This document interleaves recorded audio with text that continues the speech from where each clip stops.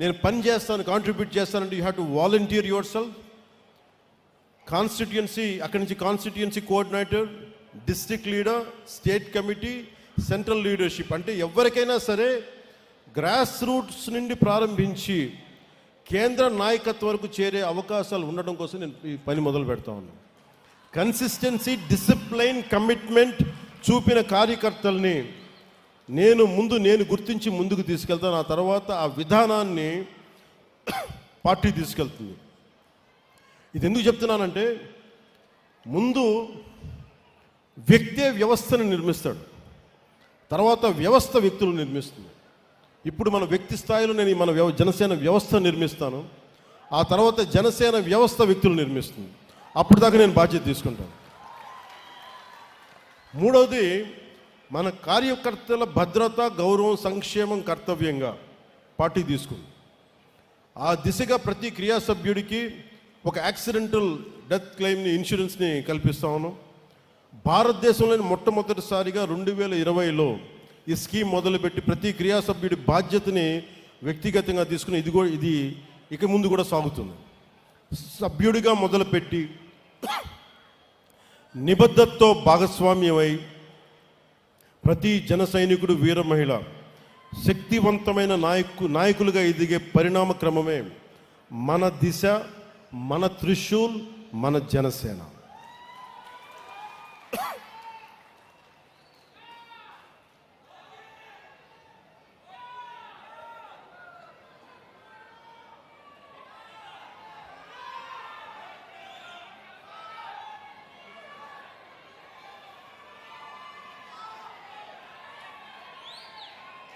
అలాగే మెయిన్గా మీకు కెపాసిటీ బిల్డింగ్ ఎలా క్రియేట్ చేయాలి, ఒక leadership development program, workshops and seminars, capacity building platforms, exposure and networking to interact with other leaders, ఒక కంటిన్యూస్ లెర్నింగ్, ఎప్పటికప్పుడు పొలిటికల్ క్లాసెస్, వస్తున్న సామాజిక ఈ ఛాలెంజెస్ని ఎలా ఎదుర్కోవాలి, ఇవన్నీ కూడా మీకు ట్రైనింగ్ తీసుకోబడతాయి.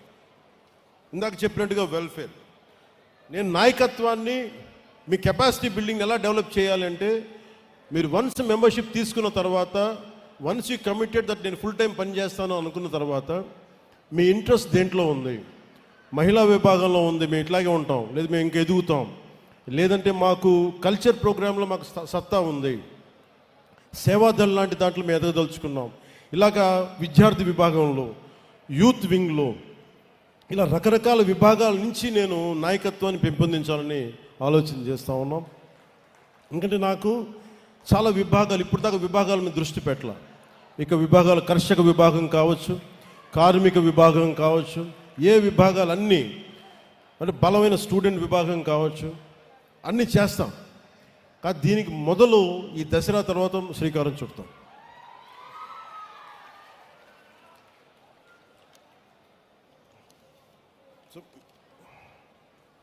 మీరు చేసిన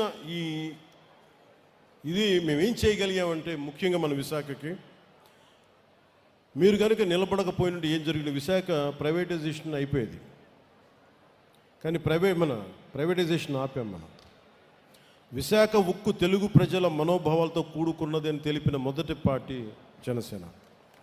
31 అక్టోబర్ 2021లో స్టీల్ ప్లాంట్ ప్రాంగణంలో బహిరంగ సభ, స్టీల్ ప్లాంట్ కోసం దీక్ష.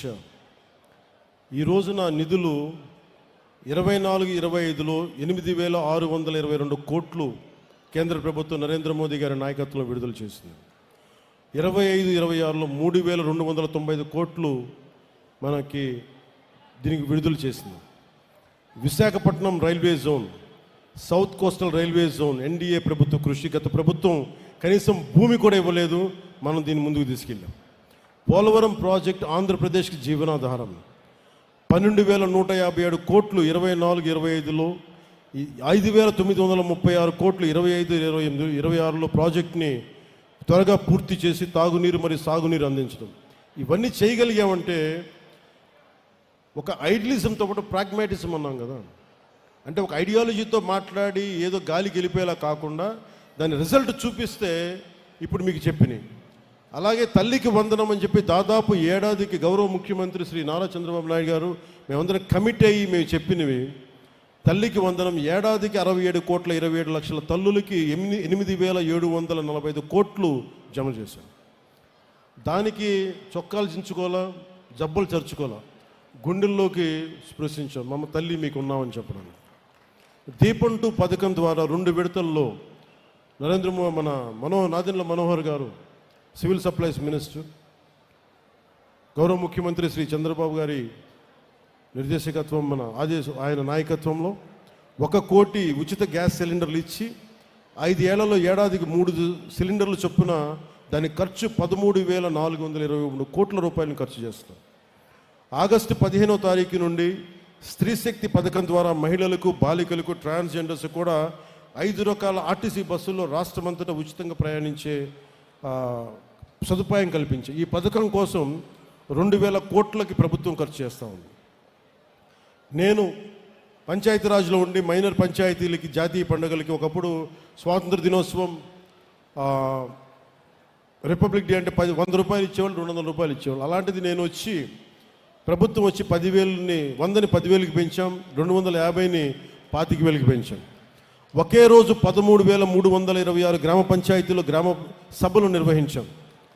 ప్రపంచం రికార్డు సాధించాం. పల్లె పండుగ ద్వారా ఒకే సంవత్సరంలో 4,000 కిలోమీటర్ల సీసీ రోడ్లు, 22,500 మినీ గోకులాలు, 1,00,000 నీటి కుంటలు, 1,50,000 నీటి తొట్లు పూర్తి చేశాం.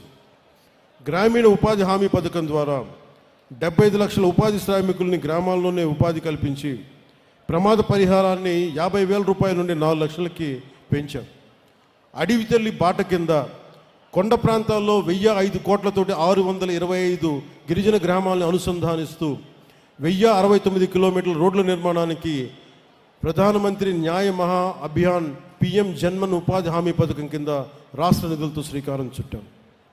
జల్ జీవన్ మిషన్ కింద 5 జిల్లాల్లో 5 కొత్త ప్రాజెక్టులని 7,910 కోట్లతోటి ప్రారంభించి 1,20,00,000 మందికి 30 ఏళ్ల పాటు తాగునీటి భద్రతని ఈ కూటమి ప్రభుత్వం నారా చంద్రబాబు గారి నాయకత్వంలో నేను కల్పించబోతున్నాను. అంటే ఇవన్నీ మీకు ఎందుకు చెప్తున్నానంటే,